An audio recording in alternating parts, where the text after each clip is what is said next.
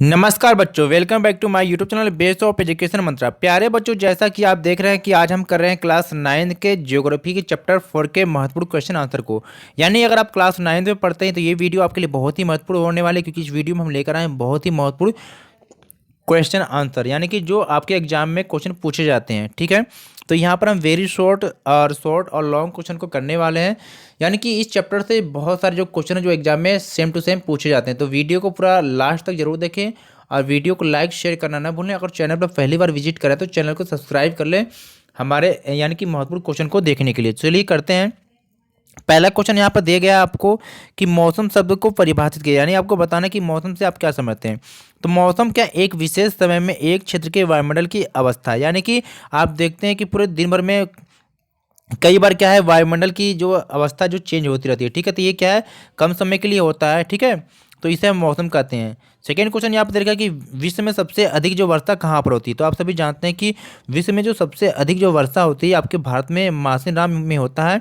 ये कहाँ पर, मेघालय राज्य में स्थित है। ठीक है, थर्ड क्वेश्चन यहाँ पर पूछा जा रहा है आपसे कि गर्मी के मौसम में जो उत्तरी मैदानों में जो बहने वाली गर्म एवं शुष्क पवन होती है उसे हम क्या कहते हैं। तो उसे हम कहते हैं लू कहते हैं। ठीक है, तो ये भी क्वेश्चन एग्जाम में कई बार पूछा गया है। क्वेश्चन 4 यहाँ पर है कि भारत में सबसे ठंडा जो स्थान है वो कौन सा है। ठीक है, तो भारत में जो सबसे ठंडा स्थान है वो द्रास है। ठीक है, लद्दाख के में है, इसको आप जानेंगे। और क्वेश्चन 5 यहाँ पर कि पश्चिम बंगाल में तीव्र हवाओं के साथ होने वाली मूसलाधार वर्षा जो होती है जो भारी तबाही का कारण बनती है क्या कहलाती है। तो उसे काल वैसाखी कहते हैं। ठीक है बच्चों, क्वेश्चन 6 यह है कि वह प्रदेश जहां दिन और रात के तापमान में अधिक अंतर आपको देखने को नहीं मिलता है, तो वह आपका केरल है।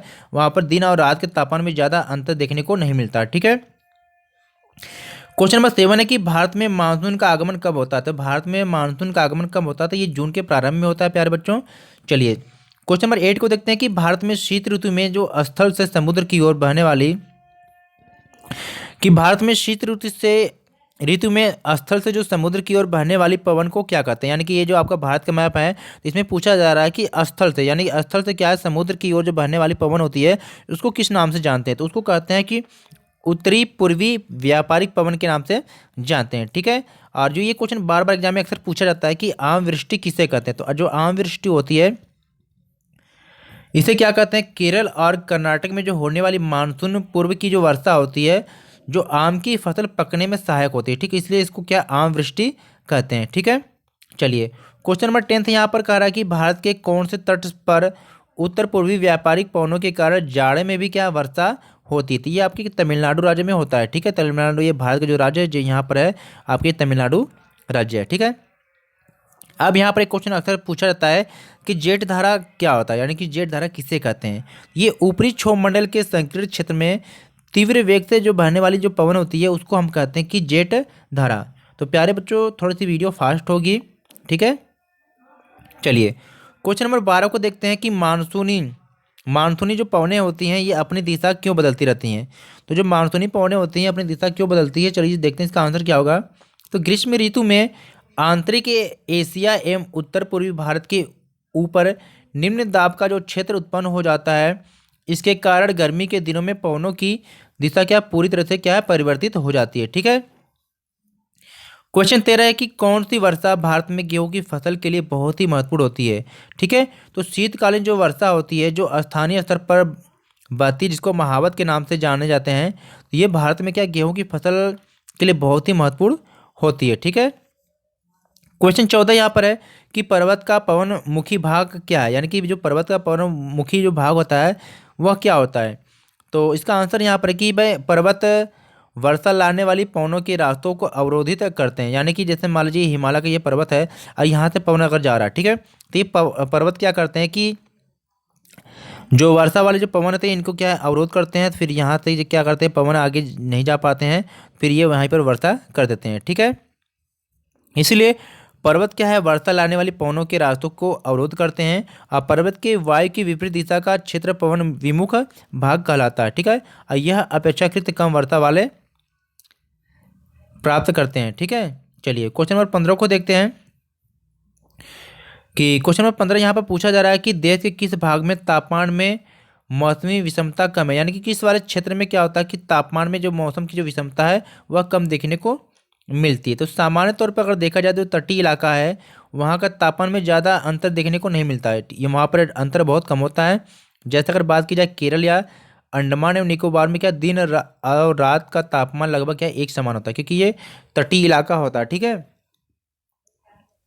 क्वेश्चन 16 यहाँ पर कि मानसूनी हवाएं किसे कहते हैं। मानसूनी हवा किसे हम कहते हैं, तो वर्षा ऋतु में भारत में जो हवाएं समुद्र से स्थल की ओर चलने लगती हैं जिन्हें हम क्या कहते हैं, मानसूनी हवाएं। यानी कि ये जो भारत का जो नीचे का दक्षिण भारत का एरिया है, अब यहाँ पर जो मानसूनी जो हवाएं होती हैं समुद्र से क्या स्थल की ओर जो बहती है, ठीक है, तो इन्हें हम क्या मानसूनी हवाएं कहते हैं। ठीक है, क्वेश्चन यहाँ पर आपका 17 दे रखा है कि मानसून का फटना किसे कहते हैं। तो ये भी अक्सर क्वेश्चन पूछा जाता है कि मानसून का फटना किसे कहते हैं। तो ये क्या कहते हैं कि अचानक ही कई दिनों तक जब वर्षा होती है लगातार और ये लगभग क्या प्रचंड रूप रखता है, यानी कि इसे क्या कहते हैं, मानसून का फटना। ठीक है, चलिए तो अब यहाँ पर हम करने वाले हैं लॉन्ग क्वेश्चन को, यानी कि लघु उत्तरीय प्रश्न जो अक्सर एग्जाम में 2 नंबर या 3 नंबर में पूछे जाएंगे। ठीक है, तो यहाँ पर जो क्वेश्चन पूछा जाएगा कि पहला क्वेश्चन है कि एल नीनो की व्याख्या करना है, यानी कि एल नीनो के बारे में पूछा जा सकता है, कोरियोलिस बल के बारे में पूछा जा सकता है। तो इन दोनों को जरूर पढ़ के जाए, ये एग्जाम में इनसे क्वेश्चन जरूर पूछा जाता है। ठीक है, तो एल नीनो एक गर्म जलधारा है, यह पेरू के तट पर उत्पन्न होती है और पेरू की शीत जलधारा को अस्थायी रूप से हटाकर उसका स्थान ले लेती है। ठीक है, तो एल नीनो एक क्या स्पेनिश शब्द है जिसका अर्थ होता है बच्चा, यानी कि जो कि बेबी क्राइस्ट को व्यक्त करता है। ठीक है, क्योंकि यह धारा क्रिसमस के समय बहना शुरू करती है। ठीक है, तो इसे जरूर पढ़ें, ये दोनों क्वेश्चन जो एग्जाम के दृष्टिकोण से बहुत ही महत्वपूर्ण हैं।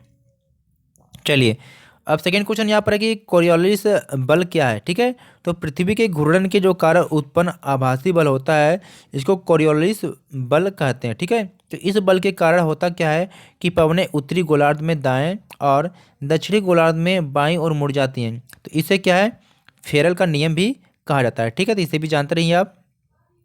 चलिए क्वेश्चन नंबर 3 है, ये भी कई बार एग्जाम में पूछा गया है, तो इसे जरूर पढ़ें आप। ठीक है, यानी कि आपके एग्जाम में पूछा जा सकता है कि मौसम और जलवायु में क्या अंतर है। तो मौसम और जलवायु में अंतर क्या है ये आपको पता होना चाहिए। तो जैसे मौसम क्या है, बस आपको करना क्या है, या तो आप ऐसे लिख दीजिए या तो 2 लाइन खींच के इधर मौसम इधर जलवायु के बारे में करके आप लिख सकते हैं। ठीक है, या तो दोनों के बारे में बता दीजिए, आपका डिफरेंट हो जाएगा। ठीक है, और हाँ वीडियो को लाइक जरूर करें, क्योंकि आपके लिए जब इतनी मेहनत की जाइए तो आप हमारे लिए एक लाइक भी कर दीजिए, और इस वीडियो को अपने दोस्तों के साथ भी शेयर करें। और चैनल पर पहली बार विजिट कर रहे हैं तो इसी तरह की वीडियो को देखने के लिए, एग्जाम में अच्छा स्कोर करने के लिए हमारे चैनल को सब्सक्राइब करें। ठीक है, मौसम क्या है, एक विशेष समय में एक क्षेत्र के वायुमंडल की ये अवस्था होती है। ठीक है, जलवायु क्या है, ये एक विशाल क्षेत्र में लंबे समय अवधि, यानी कि जैसे मौसम क्या आपने देखा नहीं कि एक दिन में कभी बारिश हो जाती है कभी धूप हो गया, तो हम कहते हैं कि आज का यार मौसम कितना बदल गया। ठीक है, या मौसम खराब होने वाला है। तो ये क्या है, एक विशेष समय में एक क्षेत्र में वायुमंडल की अवस्था को दर्शाता है। जब यही क्या है काफ़ी लंबे टाइम पीरियड के लिए होता है तो उसे हम जलवायु का नाम दे देते हैं। ठीक है, यानी कि एक विशाल क्षेत्र में लंबे समय अवधि यानी कि 30 वर्ष से भी अधिक समय होता है में मौसम की अवस्था तथा विविधताओं का कुल जो योग होता है उसे जलवायु कहते हैं। ठीक है, भारत की जलवायु को क्या है, मानसूनी जलवायु के नाम से जानते हैं। तो यहाँ पर 1 नंबर के क्वेश्चन आपका यहाँ तक बन जाएगा कि भारत की जलवायु कैसी है, तो यहाँ पर आप नोट करेंगे भारत की जलवायु मानसूनी है। ठीक है, चलिए क्वेश्चन नंबर 4 यहाँ पर कह रहा है कि भारत की मानसूनी प्रकार की जलवायु क्यों है, यानी कि भारत की जो जलवायु है ये मानसूनी जलवायु क्यों है। तो भारत की जो मानसूनी जलवायु के बारे में हम देखते हैं, भारत क्या है, जलवायु मानसूनी पवनों से नियंत्रित रहती है। भारत उष्णकटिबंधीय क्षेत्र में स्थित है, यानी इसका आधा भाग कर्क रेखा से ऊपर दक्षिण की ओर पड़ता है। ठीक है, यहाँ पृथ्वी का घूर्णन सक्रिय रहता है जो उत्तरी और दक्षिणी गोलार्ध की पवनों को दाएं और बाएं मोड़ता है। ठीक है, क्वेश्चन 5 है, ये भी कई बार एग्जाम में पूछा गया तो इसे भी जरूर नोट करेंगे आप। ठीक है, यानी कि पश्चिमी चक्रवाती विक्षोभ की व्याख्या करना है। तो सर्दी के महीनों में उत्पन्न होने वाली पश्चिमी चक्रवाती विक्षोभ भूमध्य सागरीय क्षेत्रों से आने वाली पश्चिमी प्रवाह के कारण होता है। तो यह प्रायः क्या है, भारत के उत्तर एवं उत्तर पश्चिमी क्षेत्रों को प्रभावित करते हैं। उष्णकटिबंधीय चक्रवात मानसूनी महीनों के साथ साथ अक्टूबर व नवंबर के महीनों में भी आते हैं। तथा ये पूर्वी प्रवाह के एक भाग होते हैं एवं देश के तटीय क्षेत्रों को क्या प्रभावित करते हैं। ठीक है, तो इसे जरूर पढ़ेंगे आप। क्वेश्चन नंबर 6 यहाँ पर कहा गया आपसे कि भारत में वर्षा का वितरण असमान क्यों। आपने देखा कि भारत के सभी क्षेत्रों में जो वर्षा होती है एक समान नहीं होती है, कहीं पर वर्षा ज़्यादा होती है, कहीं पर कम। इसका कारण पूछा है, ऐसा क्यों होता है। ठीक है, तो चलिए देखते हैं इसका आंसर। तो इसके कई कारण हैं। पहला कि मानसूनी पवनें नियमित नहीं होती हैं। सेकेंड क्या है, उष्णकटिबंधीय स्थल व समुद्र के ऊपर प्रवाह के दौरान ये विभिन्न वायुमंडलीय अवस्थाओं से प्रभावित होते हैं। तीसरा है कि मानसून का समय जून से लेकर सितंबर तक होता है। ठीक है,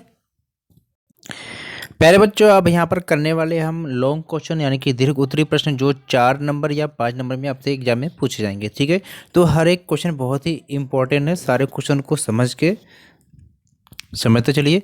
ये जो पहला क्वेश्चन आपका ये एग्जाम में बहुत बार पूछा गया है। ठीक है, तो इस क्वेश्चन को मिस न करना, क्योंकि ये जो क्वेश्चन आपके 5 नंबर में और 3 नंबर में भी पूछा जाता है, यानी कि इस चैप्टर से अगर क्वेश्चन बनते हैं तो इससे ज़रूर बनते हैं। ठीक है, क्वेश्चन क्या होता है कि भारत की जलवायु को प्रभावित करने वाले कौन कौन से कारक है। ठीक है, तो आपको देखना है कि भारत की जलवायु को कौन कौन से जो कारक है वो प्रभावित करते हैं। ठीक है, यहाँ पर पहला है कि अक्षांश रेखा। ठीक है, तो सबसे पहले देख लेते हैं कौन कौन से हैं। अक्षांश है, फिर ऊंचाई है, वायु दाब एवं पवन तंत्र है, समुद्र से दूरी है, उच्चावच है, महासागरीय धाराएं हैं। ठीक है, इन सब के बारे में जरूर पढ़ना, आपकी किताबों में दिया हुआ है। चलिए देखते हैं। तो यहाँ पर जब बात की जाती है अक्षांश रेखा की, तो अक्षांश के विषुवत वृत्त यानी कि जिसे भूमध्य रेखा भी कहते हैं, जिसे 0 डिग्री अक्षांश से दूरी होने पर जलवायु ठंडी होती चली जाती है। यानी कि जो हमारा ये आपका ग्लोब होता है, तो ये बीच में जो ये 0 डिग्री जो होता है ये आपके क्या है विषुवत वृत्त रेखा होता है। ठीक है, तो जैसे जैसे आप ध्रुव की तरफ बढ़ते रहते हैं, चाहे आप उत्तर में हो या दक्षिण की तरफ हो, तो क्या जलवायु इसकी ठंडी होती चली जाती है। ठीक है, तो ये जलवायु को प्रभावित करता है।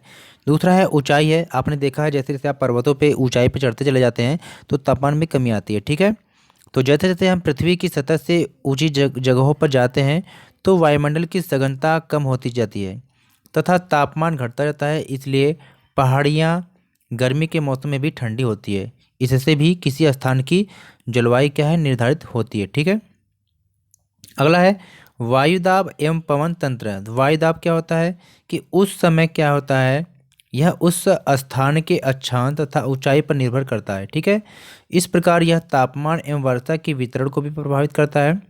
अर्थात किसी भी क्षेत्र का वायुदाब उस स्थान के अक्षांश तथा ऊंचाई पर क्या निर्भर करता है। ठीक है, समुद्र से दूरी कि समुद्र से दूरी कैसे जलवायु को प्रभावित करता है।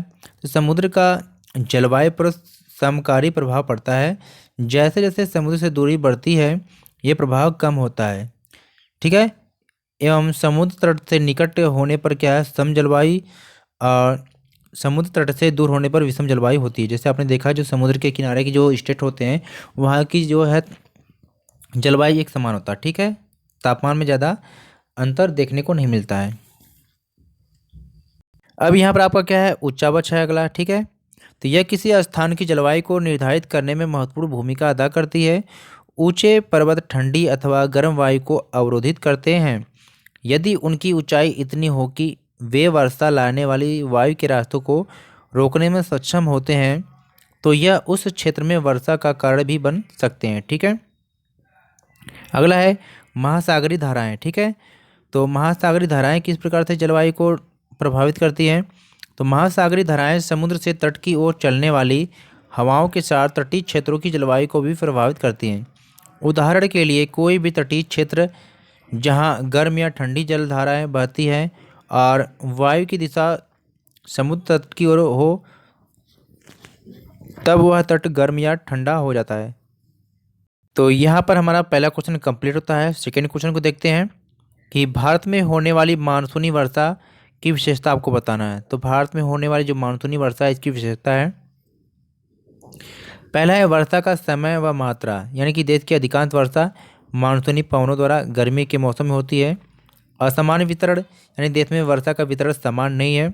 अनिश्चितता, यानी कि भारत में होने वाली मानसूनी वर्षा की मात्रा पूरी तरह निश्चित नहीं है। मूसलाधार वर्षा, यानी कि मानसूनी वर्षा अत्यधिक मात्रा में और कई कई दिनों तक क्या है लगातार होती रहती है। ठीक है, शुष्क अंतराल, कई बार शुरुआत में मानसूनी वर्षा लगातार न होकर कुछ दिन या सप्ताह के अंतराल से होती है। ठीक है, क्वेश्चन थर्ड यहाँ पर देखते हैं कि दक्षिणी पश्चिमी मानसून और उत्तर पूर्वी मानसून के बीच अंतर आपको बताना है। दक्षिणी पश्चिमी मानसून क्या है? यह मानसून अरब सागर और बंगाल की खाड़ी से उत्तर की ओर बढ़ता है। यह मानसूनी पवनें जून से सितंबर माह में बहती हैं। यह पवनें देशव्यापी वर्षा करती है। और यह उत्तर पूर्वी मानसून के बारे में देखते हैं तो यह मानसून क्या है? उत्तर पूर्व से समुद्र की ओर बढ़ता है। ये पवनें अक्टूबर और नवंबर माह में चलती हैं। तो ये पवनें क्या है? तमिलनाडु में वर्षा करते हैं। यानी कि अगर पूछा जाए किस मानसून से तमिलनाडु में वर्षा होती है तो ये उत्तर पूर्वी मानसून से तमिलनाडु में वर्षा होती है। ठीक है, चलिए क्वेश्चन 4 को देखते हैं कि जेट धाराएं क्या हैं तथा वे किस प्रकार भारत की जलवायु को प्रभावित करती हैं। तो सबसे पहले देखते हैं जेट धाराएं क्या है। तो ऊपरी क्षोभ मंडल के संकीर्ण क्षेत्र में तीव्र वेग से बहने वाली पवन जेट धारा कहलाती है। इसके प्रवाह की दिशा जलधाराओं की तरह निश्चित होती है, इसलिए इसे जेट धारा कहा जाता है। ये धरातल से 6 से 14 किलोमीटर की ऊंचाई पर लहरदार रूप में बहती हैं। ठीक है, तो यह निम्न प्रकार से क्या है? जलवायु को प्रभावित करती हैं। यानी कि भारत की जलवायु पर जेट धाराओं की गति का गहरा प्रभाव पड़ता है। शीत ऋतु में हिमालय के दक्षिणी भाग के ऊपर समताप मंडल में पश्चिमी जेट धाराओं की स्थिति रहती है। जून के महीने में यह उत्तर की ओर खिसक जाता है। तो प्यारे बच्चों, यहाँ पर हमने क्या है, इस क्वेश्चन के मोस्ट इंपॉर्टेंट क्वेश्चन हमने कंप्लीट किया, यानी इस चैप्टर के जो अक्सर एग्जाम में पूछे जाते हैं। तो वीडियो को लाइक शेयर जरूर करना और चैनल पर पहली बार विजिट करें तो चैनल को सब्सक्राइब जरूर करें। तो हमारे टेलीग्राम ग्रुप से जुड़ने के लिए क्या है, base of education Mantra group को ज्वाइन करें। ठीक है, यहाँ पर बहुत सारी PDF है आपके लिए और हमें इंस्टाग्राम पे भी फॉलो कर सकते हैं। ठीक है, चलिए फिर मिलते हैं बच्चों एक नई वीडियो के साथ। तब तक नमस्कार।